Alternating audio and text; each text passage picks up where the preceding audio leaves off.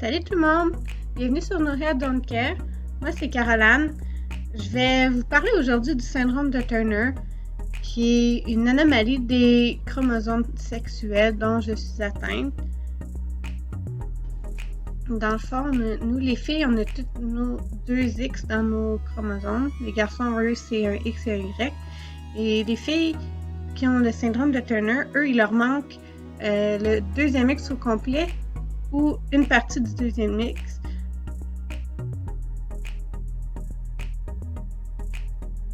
Donc ça occasionne plusieurs symptômes dont je vais vous parler dans cette vidéo. Comment qu'on a su que j'avais ça, c'est que dans le fond, quand j'étais jeune, j'avais 5 ans à peu près.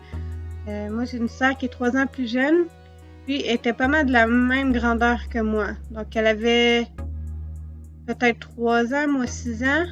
Puis, on voyait que j'avais un retard de croissance. Suite à ça, mes parents m'ont emmené voir des médecins spécialistes en endocrinologie, des endocrinologues. Puis là, ils ont dit à mes parents soit que Caroline prend des hormones de croissance par injection ou qu'elle va rester plus petite toute sa vie. Donc, mes parents, j'avais 6 ans, je me rappelle comme si c'était hier, ils m'ont demandé est-ce que tu veux avoir des injections ou tu veux rester plus petite. Ils m'ont tout bien expliqué ça, puis à 6 ans, j'ai dit oui, je veux les prendre. Donc, à partir d'à peu près 6-7 ans, j'ai commencé à avoir des injections à chaque jour, soit sur une fesse, sur une cuisse ou sur le bras, jusqu'à l'âge de 14 ans à peu près. Donc, aujourd'hui, je mesure environ 5 pieds, presque 5 pieds 1. Donc, c'est petit, mais c'est dans la normale, puis je suis très satisfaite de ma grandeur.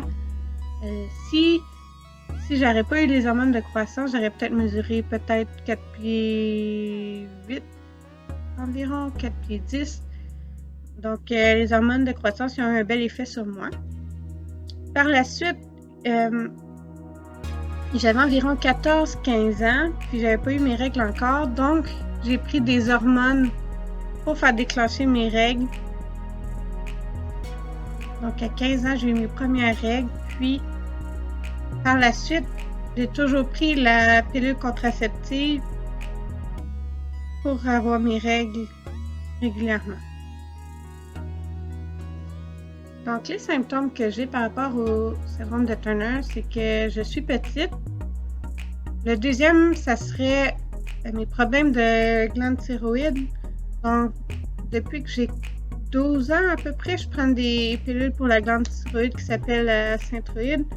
Si ta glande thyroïde ne fonctionne pas bien, ça peut occasionner... La glande thyroïde, c'est ce qui balance tout dans ton corps. Donc, si ta glande thyroïde est débalancée, ça peut occasionner plein de symptômes négatifs dans ton corps. C'est vraiment pas bon. Donc, je prends une pilule pour ça à chaque jour. Ce qui, moi, m'affecte le plus, c'est que je pourrais pas avoir d'enfant naturellement. En fait, la grande majorité des femmes qui ont le syndrome de Turner, leurs ovaires ne fonctionnent pas bien. Donc, ne produisent très peu ou pas d'ovules. Donc, c'est pour ça que moi, j'ai pas mes règles naturellement. J'ai vu des spécialistes en fertilité, puis ils m'ont dit que la seule option pour moi d'avoir un enfant, ça serait le don d'ovules. Ça, je suis chanceuse parce que j'ai pas beaucoup de symptômes. Donc, moi, il doit me manquer, je crois bien, juste une partie du deuxième X. Ceux qui leur manquent la totalité, du deuxième X, doivent avoir plus de symptômes. Il y a des filles qui ont le Turner qui vont avoir des problèmes rénaux, des problèmes cardiaques.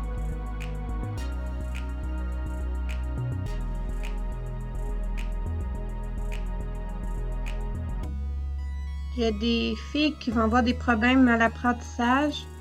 Moi, ça a plus ou moins été mon cas. Mes notes, ça a toujours été des montagnes russes. Donc, des fois, je réussissais super bien. Des fois, j'avais plus de difficultés. Il y a plusieurs filles aussi qui vont avoir des problèmes au niveau social, à se faire des amis.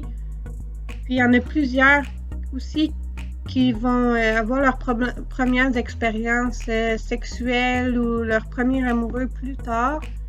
Ce qui était mon cas, moi j'ai attendu longtemps de rencontrer mon amoureux, mais c'est vraiment l'attente a valu la peine. Maintenant, je suis la plus heureuse. Ça fait plus de 2 ans qu'on est ensemble maintenant. Puis on aimerait avoir un enfant éventuellement. C'est sûr que moi, avec ma condition, ça va être plus difficile, mais je vois des spécialistes, puis le don de vulve qui est toujours possible. Donc ça va être à suivre en temps et lieu. Donc maintenant, vous en savez un peu plus sur le syndrome de Turner, qui est une condition qui affecte les filles. À peu près une fille sur 2000 environ va naître avec cette condition. C'est sûr que les filles qui ont le syndrome de Turner, normalement, les femmes qui sont enceintes d'elles vont faire des fausses couches. Donc, c'est des petits miracles. Moi, j'aimerais ça que si jamais il y a une fille atteinte du syndrome de Turner qui m'écoute en ce moment, qui rentre en contact avec moi, j'aimerais ça faire une entrevue, qu'on parle plus en détail encore de c'est comment vivre avec le syndrome de Turner. J'ai jamais rencontré de fille avec le Turner dans ma vie, puis j'aimerais ça parler de ça avec quelqu'un qui va me comprendre.